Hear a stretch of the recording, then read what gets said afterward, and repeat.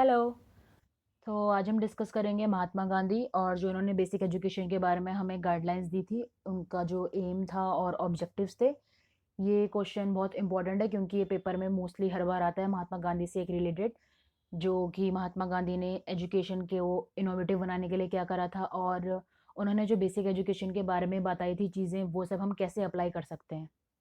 तो इस सीक्वेंस में हम चलेंगे। सबसे पहले हम उनके बारे में जानेंगे और उनकी जर्नल फिलॉसफी, फिर उसके बाद हम बेसिक एजुकेशन के बारे में बात करेंगे और लास्ट में हम बात करेंगे कि ये बेसिक एजुकेशन इम्प्लीमेंट हुआ कैसे था। तो गांधी जी के मेन स्टेप्स को समझने के लिए हमें बैक में जाना पड़ेगा पास्ट में कि उन्होंने ये सब करा क्यों था। तो he was born in Porbandar 2 अक्टूबर 1869 को।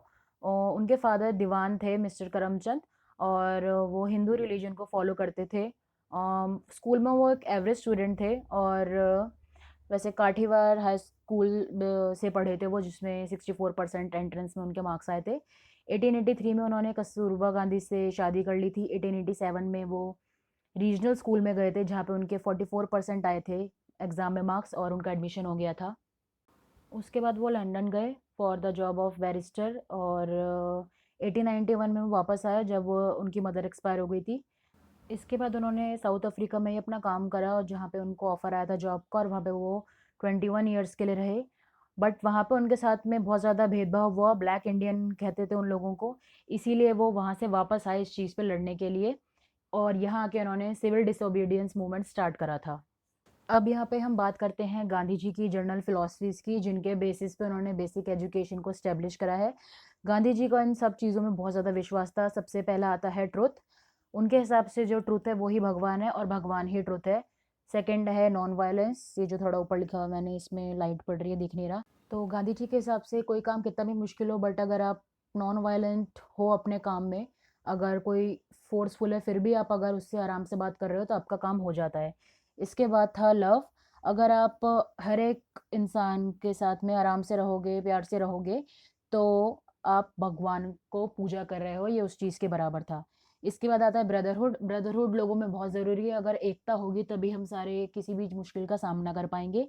फियरलेसनेस बहुत ज़रूरी है। अगर जो इंसान है वो फियरलेस नहीं है तो वो कभी भी सच नहीं बोल पाएगा।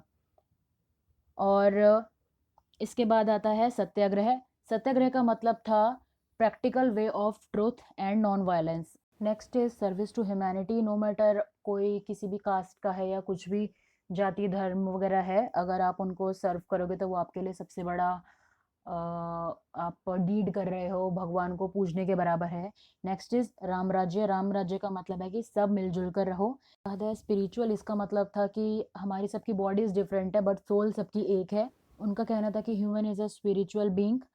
तो ये सब गांधी जी की जर्नल फिलॉसफी थी, जिनके बेसिस पे उन्होंने बाकी चीज़ों को इस्टेब्लिश करा था। इन चीज़ों पे वो विश्वास रखते थे।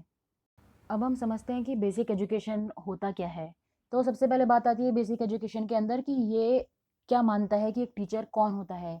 इनके हिसाब से, गांधी जी के हिसाब से, टीचर एक ऐसा इंसान है जो बच्चों को पढ़ाने नहीं आ रहा है, जो बच्चों से सुपीरियर नहीं है, बल्कि जो एक खुद एक लर्नर है, और वो बच्चों के साथ रह के बच्चों को पढ़ाने के, उनको समझने के नए नए तरीके ढूंढता है, जो कि बच्चों के लेवल पे आके उनको समझ पाता है और उनके साथ ही घुल मिल जाता है।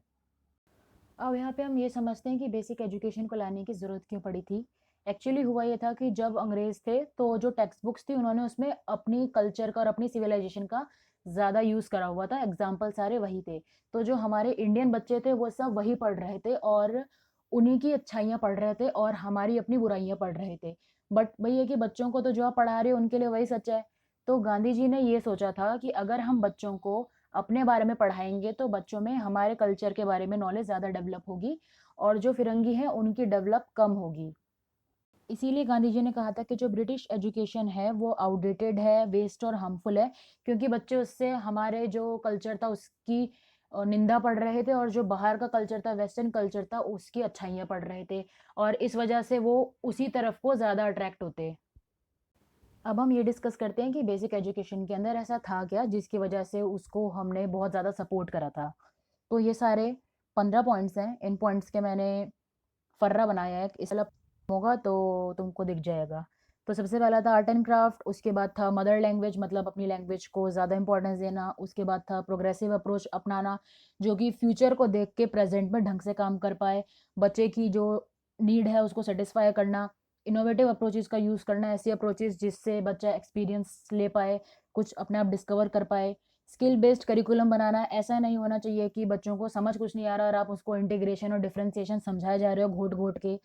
ऐसा कुछ जिसमें बच्चा खेती कर पाए अपने आप, फिशिंग कर पाए अपने आप, वीविंग कर पाए अपने आप। टेक्स्ट बुक को टूल की तरह मानो, टेक्स्ट बुक को सब मत मानो कि बच्चे को बस टेक्स्ट बुक चटवा के उसको पेपर में एकदम रटा रटा लिख के आ जाना है। जो लर्निंग है वो इंटीग्रेटेड हो, ऐसा ना हो कि तुम 2 मिनट में पूछ रहे हो कि 2+2 क्या होता है और उसके बाद तुम आगे चलो क ख ग बोलो। आपस में एक कॉम्बिनेशन, एक कंबाइंड थीम लेके उसके आसपास आपको एक करिकुलम इस्टेब्लिश करना पड़ेगा। उसके बाद तब बच्चों को स्पेस दो, और जो टीचर है वो सिर्फ एक गाइड की तरह हो। ऐसा ना हो कि जैसे पहले होता था मास्टर जी और आंसर नहीं दिया तो 2 डंडे ठोक दिए हाथ पे या फिर मुर्गा बना दिया। जो टाइम टेबल है वो फ्लेक्सिबल होना चाहिए। फ्लेक्सिबल का मतलब यही होता है कि जो आपका करिकुलम है वो इंटीग्रेटेड होना चाहिए, ताकि बच्चों को एकदम से समझने में प्रॉब्लम ना आए। और जो आपका टीएलएम है वो ऐसा नहीं होना चाहिए कि बहुत कॉस्टली चीज़ें लेके आ रहे हो। आपके आसपास जो भी चीज़ें हैं जो बच्चे को नेचुरली मिल रही हैं, आप उन चीज़ों को ज़्यादा बेटर टीएलएम बना सकते हो। और लास्ट में है कि सीटिंग अरेंजमेंट है वो ऐसा होना चाहिए जो बच्चों को स्पेस ज़्यादा प्रोवाइड करे और बच्चा फ्रीली मूव कर पाए। अब इन सारे टॉपिक्स को आप भूल ना जाओ, तो इसके लिए एक मसला फर्रा ये है, ये सारे के सारे इनिशियल्स हैं जो भी आपका लिखा हुआ है 15 पॉइंट। जैसे A for art and craft हो गया, एम फॉर मदर लैंग्वेज हो गया, पी फॉर प्रोग्रेसिव अप्रोच हो गया। इन सारों का शॉर्ट फॉर्म बनता है सिट इंटू टू, का मतलब है 2 बारी एस, 2 बारी आई, 2 बारी टी, फेस और मेस। एक बस पी याद कर लेना यार, ये पी को अपने अंगूठे पे लिख के चले जाना हाथ पे ही, पी नहीं आया इसमें। ठीक है। तो अब हम बात करते हैं कि जो गांधी जी थे उनके एजुकेशन का एम क्या था। सबसे पहले गांधी जी ऐसे एजुकेशन चाहते थे जो कि जिसका वोकेशनल एम था लाइवलीहुड अर्न कर पाए। जब हम पढ़ाई कर लें तो उसके बाद हमारे पास वो ऐसा ज्ञान हो जिसको हम जिसके थ्रू हम अपने लिए खाना वाना जोड़ पाएँ, पैसे कमा पाएँ। सेकंड था कल्चरल एम, ऐसा होना चाहिए कि जिससे आप जो बच्चों का बिहेवियर है या मॉरल वैल्यूज़ हैं वो ज़्यादा बच्चों में डेवलप होती हैं। जैसे आप कैसे बच्चा कैसे खाना खाना खा रहा है, कैसे बैठ रहा है, उठ रहा है, कैसे लोगों को ग्रीट कर रहा है, वो चीज़ें डेवलप करना हमारा सेकंड एम था। मोर इम्पॉर्टेंट था ये गांधी जी के हिसाब से लिटरेसी से भी ज़्यादा, क्योंकि ये इंसान के बिहेवियर को ये बेटर बनाता है। थर्ड था हमारा कैरेक्टर एम। कैरेक्टर एम का मतलब था कि बच्चों में हम ऐसी मॉरल्स को डेवलप करें जैसे कि जिससे बच्चा ह्यूमैनिटी को सर्व कर पाए, ट्रूथ सीख पाए, नॉन वायलेंस क्या होता है वो सीख पाए, और बच्चे का जो सोल है वो प्योर रहे। ये गांधी जी की बेसिक्स बातें थी। लास्ट था गांधी जी का एम ऑलराउंड डेवलपमेंट हो बच्चे की, ना सिर्फ पढ़ाई से हो, पूरी उसकी बॉडी माइंड और सोल की ज़रूरत होती है गांधी जी के हिसाब से कंप्लीट एजुकेशन के लिए, और उसी को रियल एजुकेशन कहते हैं। गांधी जी के हिसाब से जो बच्चे हैं वो कल का भविष्य हैं, तो इसीलिए उनको ट्रेनिंग दी जानी चाहिए लीडरशिप क्वालिटी की, ताकि वो फ्यूचर में अच्छे से सोसाइटी को लीड कर पाएँ।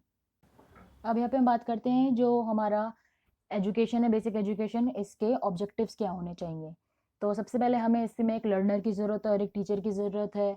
और जो बच्चे को हम पढ़ा रहे हैं वो सिर्फ टेक्स्ट बुक नहीं होना चाहिए, उसका जो कंटेंट है, कंटेंट उसका ऐसा होना चाहिए जिससे जो टेक्स्ट बुक के बाहर है। मतलब ज़रूरी नहीं है कि आपको बच्चे को सिर्फ उतना पढ़ाना है जितना आपकी बुक में लिखा हुआ है, आप उसको उसके बाहर भी पढ़ा सकते हैं अगर बच्चा वो क्यूरियोसिटी से आपसे पूछता है।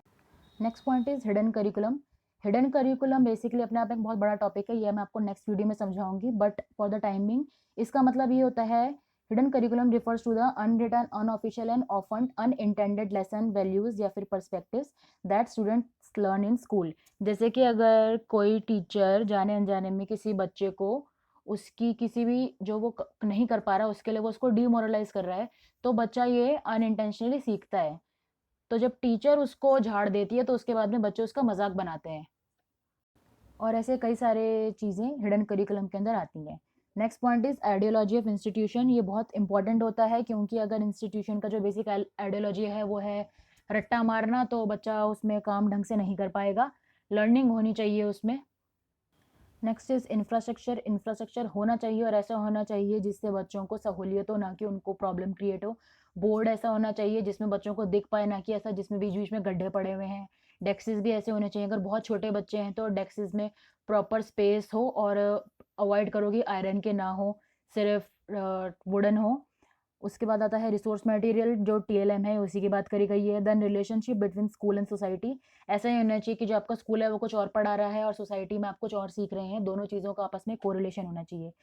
Last is evaluation and assessment, ये बहुत ज़रूरी होता है क्योंकि इसके बिना हमें पता ही नहीं लग पाता है कि बच्चों ने कहाँ से स्टार्ट करा था और वो कितने प्रोग्रेस पे चल रहे हैं और वो कितना एरर वगैरह दिखा रहे हैं और उनकी एंड स्टेज में वो पूरा प्रोग्रेस कर पाए हैं या नहीं कर पाए हैं। अब हम बात करते हैं मेरिट्स ऑफ बेसिक एजुकेशन की। बेसिक एजुकेशन की वजह से उसके फ़ायदे क्या क्या थे। सबसे पहले तो गांधी जी ने कहा कि जो एजुकेशन है वो फ्री होनी चाहिए, सबको फ्री में मिलनी चाहिए। और सेकंड पॉइंट था जो बच्चों का साल है वो वेस्ट नहीं होना चाहिए, किसी को भी फेल नहीं करेंगे। थर्ड पॉइंट था कि एजुकेशन ऐसी हो जिससे बच्चों को हम आइडियल सिटीजन बना पाएँ। फोर्थ पॉइंट था जो मदर टंग थी और जो हमारी हिंदी है लैंग्वेज, उनको उन्होंने ज़्यादा अहमियत दी थी रेदर देन इंग्लिश लैंग्वेज को। ट्रुथ और नॉन वायलेंस बच्चों को समझा जाना चाहिए और जो हमारा करिकुलम होगा उसका कोई रिजिड स्ट्रक्चर नहीं होगा। मतलब ऐसा नहीं होगा कि 5th पीरियड फिजिक्स का है और उसके बाद में केमिस्ट्री और उसके बाद में मैथ्स पढ़ेंगे और उसके बाद में बच्चे की ऐसी तैसी करनी है। ऐसा कुछ नहीं था, बीच में आपको प्रॉपर ब्रेक मिलेंगे। उसके बाद ये था कि जो भी आपकी सारी पढ़ाई है वो प्रैक्टिकल होनी चाहिए, जिसका आपको कुछ यूज़ आए, एब्स्ट्रैक्ट नहीं होना चाहिए। नेक्स्ट पॉइंट इज़ जो बच्चा था उसको अपने आप डिस्कवरी करने दीजिए। अगर बच्चे की क्यूरियोसिटी ही खत्म हो जाएगी तो उसको पढ़ने में इंटरेस्ट ही नहीं आएगा। नेक्स्ट इज म्यूजिक और ड्राइंग पे गांधी जी ने बहुत एम्फेसाइज करा था क्योंकि ये दोनों चीज़ें बॉडी माइंड और सोल को आपस में कनेक्ट करती हैं और बच्चों को क्रिएटिविटी की तरफ लेके जाती हैं। लास्ट इज जो करिकुलम है वो फ्लेक्सिबल होना चाहिए क्योंकि अगर फ्लेक्सिबल नहीं होगा तो बच्चों में बोर्डम आ जाएगा और बच्चे इंटरेस्ट लूज कर देंगे। इसके बाद हम बात करते हैं डिमेरिट्स ऑफ बेसिक एजुकेशन। सबसे पहला डिमेरिट था कि ये थोड़ा एक्सपेंसिव हो सकता था क्योंकि अब इतनी सारी चीज़ें लेके आओगे, इतनी सारी चीज़ें आपको इंक्लूड करनी पड़ेंगी, तो इसीलिए वो उसका कॉस्ट ज़्यादा हो जाएगा। नेक्स्ट चीज़ जो टीचिंग है वो क्राफ्ट के साथ में एप्रिशिएट नहीं की जा रही थी क्योंकि उस टाइम पे ये क्राफ्ट और म्यूज़िक जैसी चीज़ों को पढ़ाई में लाने के लोग सारे खिलाफ थे। Next is lack of qualified teachers नहीं मिल रहे थे क्योंकि वो भी सारे जो अपने पास में थे वो 2 एक कम 2, 2 दूनी 4 से पढ़े हुए थे। किसी ने भी ऐसी चीज़ के बारे में सोचा नहीं था। Next is rich society wasn't accepting, वो इसीलिए नहीं एक्सेप्ट कर रहे थे क्योंकि उनके हिसाब से ये था कि अगर लोअर डिवीज़न वर्क वाले लोग नीचे ही रहेंगे तो ही बेटर रहेगा। और इसके बाद पॉइंट था only focused on primary levels, जो ये काम था इन्होंने सिर्फ़ ये प्राइमरी लेवल पे शुरू करा था क्योंकि इनिशियली तो आप ये बोल सकते हो कि बच्चों को हम वीविंग सिखाएँगे, फिशिंग सिखाएँगे, एग्रीकल्चर सिखाएँगे, बट व्हाट अबाउट जब वो 10th में बोर्ड में बैठेंगे और तब उनको 11th-12th में इंटीग्रेशन का क्वेश्चन पूछा जाएगा। नेक्स्ट पॉइंट था next point is not focusing on text books पे गांधी जी ने बोला था कि ज़्यादा फोकस करने की ज़रूरत नहीं है, बट इसकी वजह से यही हो रहा था कि बच्चों को आप अच्छा खासा पढ़ा तो दोगे लेकिन जो एंड पॉइंट है वो यही आता है कि जो 10th और 12th के पेपर थे वो बच्चे क्रैक कैसे करेंगे। लास्ट पॉइंट इज ये सारी चीज़ें तभी डेवलप हो पाती अगर जो स्टाफ है वो ऐसा होता कि उन लोगों ने भी इस तरह से ही चीज़ें पढ़ी होती तभी वो इसको ज़्यादा अच्छे से समझ पाते। बट क्योंकि वो भी इसी सब के निकले हुए चट्टे-बट्टे थे तो इसीलिए उनको खुद प्रॉब्लम हो रही थी एक ढंग का स्टाफ इकट्ठा करने में जो बच्चों को काफ़ी आराम आराम से फैसिलिटेट करके समझा पाए। अब हम बात करते हैं कि जो बेसिक एजुकेशन है उसको पढ़ाने के लिए हम मेथड कौन से यूज़ करते थे। तो सबसे पहले जो हमारा प्राइम मोटिव था वो था लर्निंग बाय डूइंग। बच्चों को हम ऐसी चीज़ें सिखाएँ जिससे बच्चा उसे खुद करे और उसके बाद उसकी हेल्प हो उसी उसी काम से अर्न करने के लिए। सेकंड था प्रैक्टिकल नॉलेज बहुत ज़रूरी थी। अगर बच्चों को प्रैक्टिकल नॉलेज नहीं होगी, अगर हम बच्चों को सिर्फ ड्रॉ करके बताएँगे कि फिशिंग कर ऐसे करते हैं, तो वो बच्चा जब प्रैक्टिकली उसको अपनाएगा तो उसको 5-6 घंटे तो पहले बैठने में ही लग जाएँगे कि सही से उसको फिट कैसे करना है खाने को, चारे को और कितनी स्पीड से उसको वो फेंकना है और कहाँ पे या कैसे पानी में उसको मछलियाँ ज़्यादा मिलेंगी। Next is teaching through craft. अभी जैसे आप लोगों ने भी करा होगा एससीपी की आपका जो इंटर्नशिप होती है उसमें आपने क्राफ्ट के ज़रिए बच्चों को सिखाया था, तो उस चीज़ से बच्चे ज़्यादा अच्छे से सीख पाते हैं और क्योंकि वो कलरफुल होता है, क्रिएटिव होता है, बच्चों को ऐसी चीज़ ज़्यादा अच्छी लगती हैं और ज़्यादा वो अट्रैक्ट होते हैं। Next is teaching in mother tongue. अगर मदर टंग बच्चों में आप बच्चों को समझाओगे तो वो ज़्यादा अच्छे से सीख पाएँगे रादर देन अगर इस बच्चे को अभी हिंदी आती है और आप उसको इंग्लिश में समझाने पे लगे हुए हो, तो बच्चा सिर्फ हाँ, हाँ करेगा, उसको समझ कुछ भी नहीं आएगा। Next is activity method. जो एक्टिविटी मेथड है उससे बच्चा सबसे ज़्यादा सीखता है क्योंकि उसमें टू साइडेड इंटरेक्शन होता है, वन साइडेड नहीं होता। Next is learning for living. अगर आप उसको बच्चे को अपने आप करने दोगे और बच्चों को ऐसी चीज़ें समझा रहे हो जिसको जो आगे बेनिफिशियल होंगी, तो वो बच्चों को लाइफ लॉन्ग हेल्प करेंगी। एक्टिविटी मेथड में ये agriculture, spinning, pottery, fisheries, weaving ये सारी चीज़ें ऐसी हैं जिसको अगर बच्चा सीख जाएगा तो उसके बाद वो उस चीज़ से अर्न कर सकता है। इन्हीं चीज़ों पे गांधी जी ने ज़्यादा फोकस करा था। उसके बाद आता है डिसिप्लिन। डिसिप्लिन ऐसा होना चाहिए कि अगर बच्चे बैठे हुए हैं आराम से और वो बात भी कर रहे हैं, तो वो हेल्दी डिसिप्लिन में आता है, रेदर देन अगर टीचर कह रही है कि किसी की भी आवाज़ नहीं आनी चाहिए, बट ऐसे डिसिप्लिन में बच्चा कभी कुछ सीख ही नहीं पाएगा। डिसिप्लिन में हमको बच्चों को सेल्फ कंट्रोल सिखाना चाहिए, बच्चों को हमको केज में नहीं डालना चाहिए in the name of discipline और अगेंस्ट कॉर्पोरल पनिशमेंट्स। स्कूल को एक ऐसी जगह रखना चाहिए जहाँ पे जो बच्चे हैं वो टॉक कर पाएँ और डिस्कशंस कर पाएँ। स्कूल एक ऐसी जगह है जहाँ पे बच्चे जो क्वेरीज़ हैं वो ज़्यादा अपनी एक्सप्लोर कर पाते हैं। तो हमको उनको ऐसा स्पेस देना चाहिए जहाँ पे बच्चे एक्सपेरिमेंट्स कर पाएँ और डिस्कवर कर पाएँ। गांधी जी के हिसाब से हम सारे के सारे जो लोग थे irrespective of their caste, creed, gender वगैरह, हम सारे के सारे अलग हैं लेकिन हम सारे एक ही कम्युनिटी का हिस्सा हैं, तो स्कूल वालों को भी यही बात सिखानी चाहिए। जो चॉक टॉक मेथड है, मतलब कि बस टीचर लिखे जा रही है और बोले जा रही है, ये वाला मेथड हमको निगलेक्ट करना चाहिए। जो एजुकेशन है वो ऐसी देनी चाहिए जो हमारे आसपास से रिलेटेड हो, ना कि हम फॉरेनर्स के एग्जाम्पल दिए जा रहे हैं।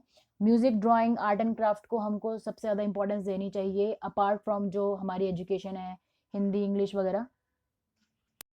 बस यही सारे कुछ पॉइंट्स थे जिसके बेसिस पे गांधी जी ने बोला था कि हम बेसिक एजुकेशन को इन मेथड्स की हेल्प से बहुत बेटर तरीके से पढ़ा सकते हैं।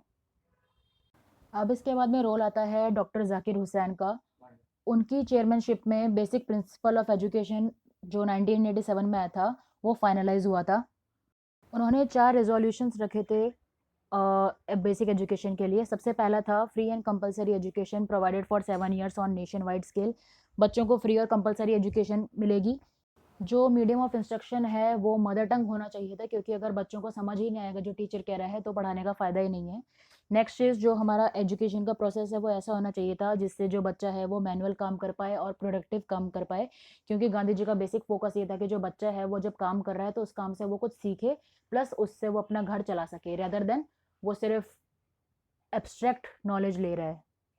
एंड लास्ट पॉइंट इज़ कि जो ये सिस्टम होगा एजुकेशन का, इसकी वजह से हमको हेल्प मिलेगी जो टीचर्स हैं उनको पे करने में। अब इसके बाद हम बात करते हैं कि जो गांधी जी थे उनके एजेंडाज़ क्या-क्या थे, जो बेसिक एजुकेशन वो किस लिए लाए थे। तो सबसे पहला पॉइंट है, जो प्रेज़ेंट सिस्टम ऑफ एजुकेशन है वो does not meet the requirement of the country. जो प्रेज़ेंट सिस्टम था हमारा ब्रिटिश एजुकेशन पे डिपेंड कर रहा था उस टाइम पे, और उस एजुकेशन में हमको सब यही सिखाया जा रहा था कि जो अंग्रेज़ हैं वो कैसे अच्छे हैं, जो इंडियंस हैं वो कैसे बुरे हैं। तो इसीलिए गांधी जी ने ये बेसिक एजुकेशन की शुरुआत करी थी ताकि वो सिस्टम को चेंज कर पाएँ।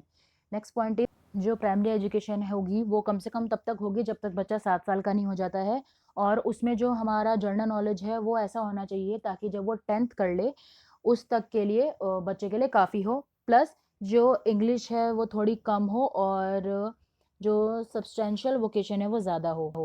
और बच्चों की, बॉयज़ एंड गर्ल्स की ऑल ओवर डेवलपमेंट के लिए ट्रेनिंग मिलनी चाहिए बच्चों को, जो एक प्रॉफिट यील्डिंग वोकेशन के थ्रू प्रोवाइड होगी।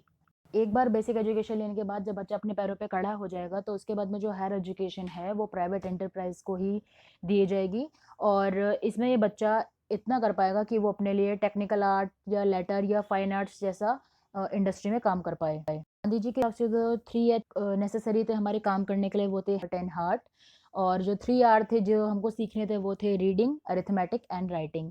उनके हिसाब से जो हमारा नॉलेज को बच्चों के पहुंचाने का एम था वो लिबरल होना चाहिए, और जो ट्रेनिंग है वो ऐसी हो जिससे हमारा लीडरशिप क्वालिटीज़ पे फोकस करा जाए।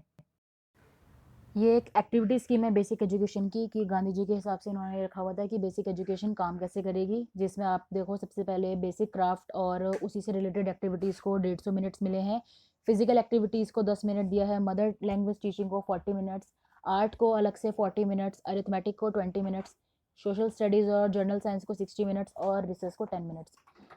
कम टाइम दिया हुआ है रिसर्च को, वैसे तो 10 मिनट में तो क्या ही खाएगा इंसान, कैंटीन तो जाते हैं हम, कोई बात नहीं। और अगर आप लोगों को ये वीडियो पसंद आया तो इसको लाइक करो, और स्क्रीनशॉट्स ले लेना जो जो भी पॉइंट मैंने बताए हैं, और उन पॉइंट्स को अच्छे से ब्रीफ में लिख के आ जाना पेपर में। आप लोगों को मार्क्स मिल जाएंगे, क्योंकि 15 मार्क्स के क्वेश्चन आएंगे, 15 to 20, और आप लोगों को इसको एक्सप्लेन करना पड़ेगा। तो आप पहले ही पॉइंट्स लिख लेना लाइनें छोड़ के, और उनको बस फिर भर के आ जाना, जो भी मैंने समझाया है वही बस इंग्लिश में पढ़ के आ जाना। Bye bye.